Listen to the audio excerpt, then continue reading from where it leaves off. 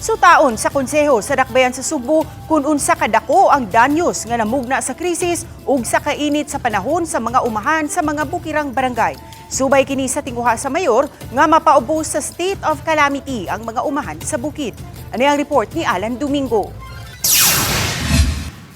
Matod ni Konsehal Dave Tumulak, ang chairman sa Disaster Committee sa Konseho sa Dakbayan Sugbo, nga magtigom karong adlaw ang city agriculture ug ubang mga stakeholders.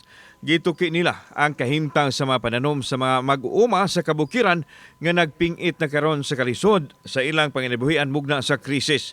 Buot masayran sa konseho ang damage sa mga umahan aron makahimo sila og tukma og haom nga intervention. Una nang ipadayag ni Mayor Nestor Archival nga gitinguhan niya mapaubos sa state of calamity ang mga umahan sa Dakbayan.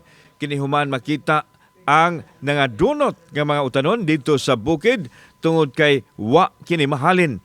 Nasayran usab nini nga barato kaayo ang presyo sa mga utanon bisan ang mga baligya diha sa karbon. Mga isa lang data gikan sa City Agriculture para ato gyud matino og atong ma-justify ngadto sa mga tawo nga ngayon magid sila kahatagan o gatabang ug unsa sa matanga sa tabang nga atong mahatag ngadto sa atong mga mag-uuma.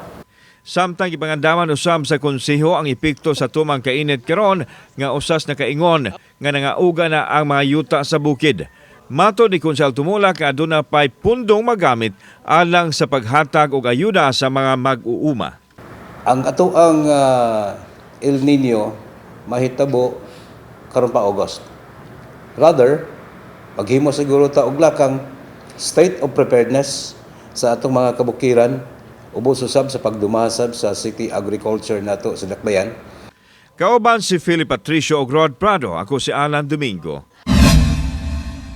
Balitang Bisdak.